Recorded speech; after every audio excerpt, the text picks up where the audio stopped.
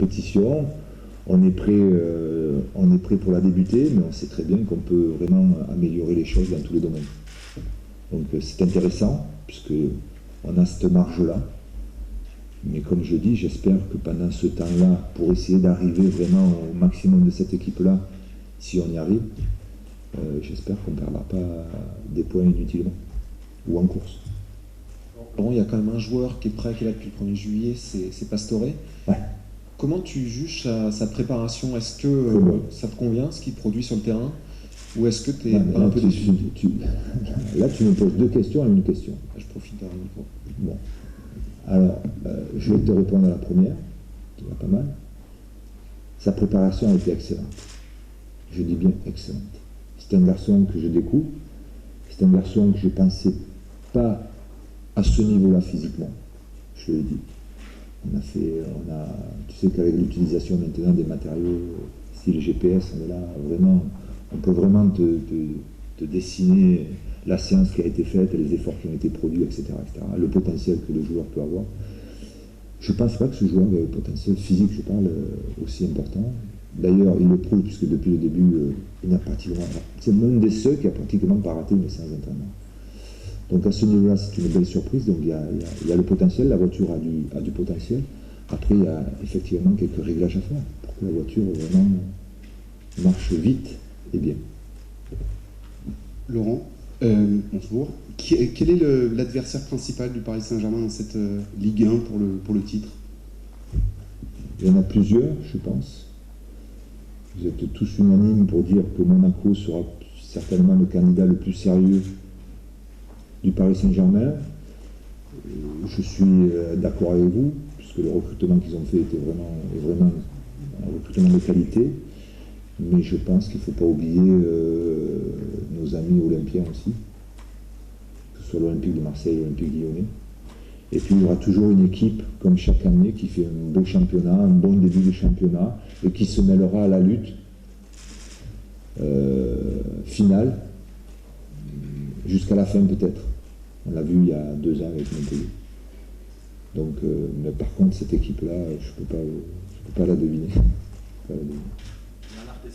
Oui, Laurent, pour info, les premières c'est l'équipe et la dernière c'est la grande surface. C'est aussi une tradition, c'est les dernières questions. Ah bon, il y a plein de traditions. Ouais, il y a des traditions, vous allez vous y faire, c'est pas très compliqué. Juste la première, c'est ces derniers jours, on parle beaucoup des petits jeunes. Finalement, au milieu de toutes ces stars, il y a pas mal de petits jeunes qui marchent bien. Ouais. Est-ce que c'est un peu le phénomène d'avant-saison ou est-ce que vous allez compter sur les petits jeunes toute l'année? Est-ce que ça va être votre touche Laurent Blanc, les petits jeunes? Pour moi, il n'y a pas d'âge dans le football. S'il y a un bon joueur, il peut avoir 17 ans. Quel est son problème? Son problème, c'est parce qu'il a 17 ans.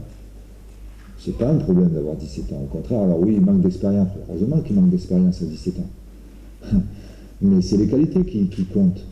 Effectivement, et ça vous le verrez quand l'effectif sera définitif, le 2 septembre, et j'espère pouvoir inclure les jeunes dans l'effectif. 17 ans et qu'on est en concurrence avec Zlatan, c'est peut-être plus compliqué que dans un autre club. Enfin là, il y a Zlatan, il y a Cavani. Est-ce que ça rajoute de la difficulté quand on est un petit jeune comme ça? Non, mais quand on est un petit jeune de 17 ans, déjà d'être dans l'effectif du Paris Saint-Germain, c'est déjà une étape. Il y en a d'autres, mais c'est déjà une belle étape. Donc il faut être conscient aussi, quand on a 17 ans, du travail à fournir et des paliers à passer. Donc ça, c'est à nous à leur faire comprendre. Mais déjà de démontrer qu'ils peuvent s'entraîner et qu'ils peuvent faire partie de l'effectif du Paris Saint-Germain, c'est déjà une bonne chose. Après, on parlait de l'effectif, on est trop nombreux actuellement, je le confirme. Essayons d'analyser l'effectif du Paris Saint-Germain quand la période des transferts du mercato, comme vous dites, sera finie. Ou ces jeunes disparaîtront et iront retourner avec la CFA, ou ils resteront avec l'effectif du Paris Saint-Germain. Et je peux vous dire qu'il y en a quelques-uns qui vont rester avec l'effectif du Paris Saint-Germain. Parce que quand on parle de jeunes, c'est paradoxal, mais moi c'est intéressant pour moi. C'est intéressant de voir des jeunes ici à Paris, et Dieu sait qu'il y en a de qualité. Et quand on parle de jeunes aussi, on peut inclure Marquinhos qui a 19 ans, Marco Verratti qui a 20 ans ou 21 ans, Mamadou Sakho qui a 22 ans, donc je veux dire, c'est pas bien vu non plus. Donc, effectivement, on se polarise sur les stars, entre guillemets, du Paris Saint-Germain, mais soyez attentifs aussi du fait qu'il y a des jeunes qui prouvent qu'ils peuvent faire partie de l'effectif du Paris Saint-Germain, c'est une bonne chose. Et je compte m'y appuyer. Si j'en ai besoin, je compte m'y appuyer. Oui. Dernière question, on sait que vous êtes ici parce que le camp des loges est en travaux, mais est-ce que c'est pas aussi l'occasion pour tous les joueurs un peu étrangers qui vous connaissent pas de passer devant la Coupe du Monde et de passer devant la photo là sur le bâtiment avec la Coupe d'Europe pour leur rappeler comme un petit pèlerinage, Cavani, Zlatan, vous le prenez par la main, pour la Coupe du Monde c'est moi, Championnat d'Europe c'est moi aussi. Oh non, ça, je pense qu'ils sont quand même au courant que la France a gagné la Coupe du Monde. Donc ça c'est la chose la plus importante. Après, vous savez, on est avec le Paris Saint-Germain, il y a beaucoup d'internationaux, on va s'en apercevoir la semaine prochaine notamment, du fait qu'on va se retrouver un peu moins nombreux.